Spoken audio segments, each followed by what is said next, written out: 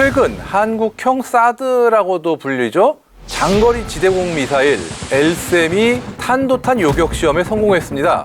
그간 북한의 핵 그리고 미사일 도발에 대한 우리 군의 압도적 대응 능력을 확보하고자 한국형 미사일 방어 체계 구축에 역량을 집중해 왔는데요. 촘촘한 방어막 구성을 위해 꼭 필요한 LSM 미사일, 그 기술이 어디까지 왔는지 한번 알아보겠습니다.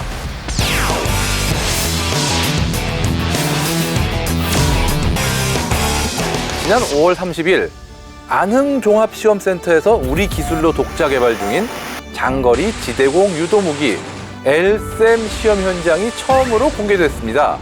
약 200km 떨어진 곳에서 발사된 표적 미사일을 LSM이 약 50km 고도에서 요격하는 데 성공했는데요. LSM의 직격 요격체가 표적 미사일 탄두와 직접 충돌해서 파괴하는 방식으로 이루어졌습니다. LSM은 최대 50에서 60km 정도의 고도에서 적 탄도미사일을 요격할 수 있는 것으로 알려져 있는데요. 이게 얼마나 고난이도의 기술인지 아는 분들은 잘 아실 겁니다. 고도 50에서 60km 그 높은 고도에서 탄도탄을 요격하는 것 자체가 굉장히 어려운 기술인데요. 공기가 희박한 성층권, 즉 고도 18에서 50km 사이에서 날아오는 적 미사일을 요격해야 하는 만큼 특별한 기술이 필요하죠. 공기가 굉장히 희박하기 때문에 일반적인 조종 날개로는 미사일 요격체의 방향을 효과적으로 바꾸기가 힘든데요. 그래서 여러 개의 로켓 분사구로 끊임없이 자세를 유지하고 바꿔줘야 됩니다. LSM이 자유자재로 방향을 바꾸는 모습은 지난해 초 지상 부유 시험 영상에서 공개되기도 했죠. 간단히 얘기해서 소형 로켓 엔진 분사구 여러 개가 수시로 불을 뿜으면서 이리저리 움직이는 모습을 연출한 겁니다. 이 신박한 모습에 많은 분들의 뜨거운 반응을 보내줬던 그 기억이 납니다. LSM 미사일은 한국형 미사일 방어체계 KAMD에서 요격고도 50에서 60km 사이를 담당 마크하게 됩니다. 이 KAMD는 고도에 따라서 적 탄도미사일 요격 그 범위를 나눈 어떤 다층적 방어체계인데요. 초기에는 우리에게 당장 위협이 됐던 북한의 단거리 탄도미사일 위협을 상정해서 고도 10km에서 40km 사이를 방어하는 그런 개념이었죠. 하지만 지금은 북한의 미사일 종류가 다양하게 늘어났으니까 다층 방어체계로 진화했습니다. 먼저 고도 10에서 40km를 방어하는 저고도 방어는 2020년에 성능이 개량되어 배치된 패트리엇 3가 담당합니다. 팩3라고도 하죠. 직격형으로 적의 탄도탄 탄두를 직접 요격해, 쉽게 얘기해서 미사일이 아예 직접 탄두와 충돌하는 그런 방식이에요. 이 방식으로 2차 피해를 최소한으로 줄일 수 있도록 개량된 최신형 유도탄이죠. 또한 패트리어트 지상 장비의 성능도 개량되어 레이더 탐지 거리가 약 2배 이상 증가했고요.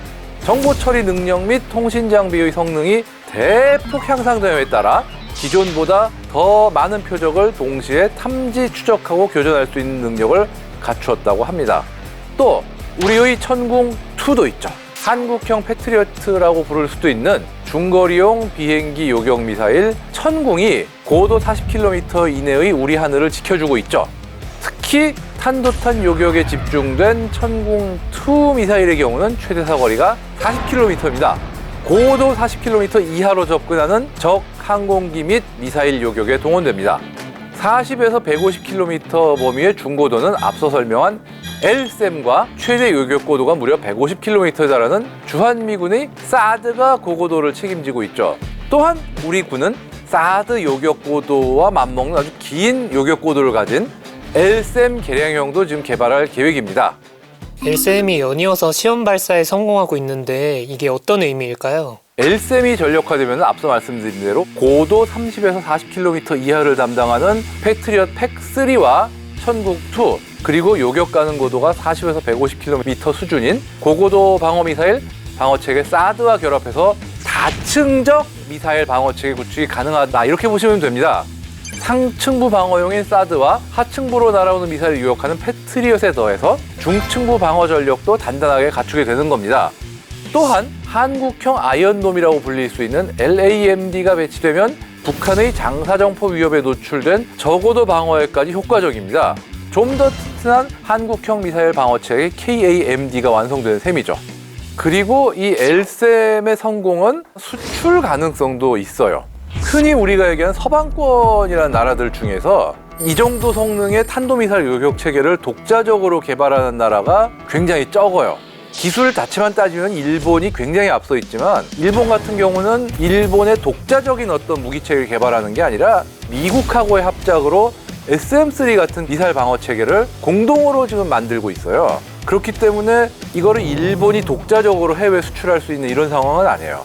그러다 보니까 만약에 탄도미사일 위협을 갖고 있는 나라가 있는데 미국 것만 100% 의존할 수도 없다. 이런 경우에는 이스라엘이나 우리나라 둘 중에 하나만 의존해야 되는데 이스라엘이 지금 이 분야에선 선두지만 우리나라가 이스라엘 뒤를 바짝 쫓고 있다? 이렇게 얘기해도 과언은 아닐 것 같아요. 지금 유럽에서도 루마니아, 폴란드 같은 나라들이 사실 러시아의 탄도미사일 내지는 극초음속 미사일 위협에 굉장히 민감해요. 지금 실제로 폴란드 같은 경우 우리나라 LSM 시험 발사 장면에 관계자가 와서 참관을 했다고 하고요. 그런 상황에서 이제 LSM이 효과적으로 성공을 하면은 분명히 유럽 국가들, 특히 폴란드가 여기에 관심을 가지고 도입할 움직임을 보이지 않을까 이렇게 생각을 하고 있습니다. 한국이 개발하고 있는 다른 미사일 방어 체계는 어떤 것이 있고 또 어느 정도 개발되어 있을까요? 확정된 것 같지는 않지만 KDDX라고 한국형 구축함이 있지 않습니까? 여기에도 LSM을 기반으로 하는 해상 요격 체계죠. 이거를 넣자는 논의가 꽤 진지하게 진행되는 걸로 알고 있어요.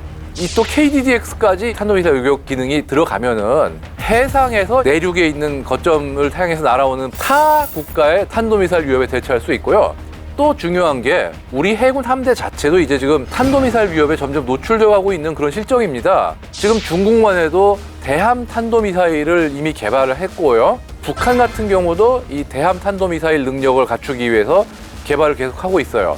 즉 KDDX나 이지스 같은 고성능의 방공함들이 탄도미사일 요격 능력을 갖고 있는 것은 그만큼 해군의 작전 능력에도 크게 어떤 중요한 역할을 담당하게 된다. 이렇게 얘기할 수 있는 거죠.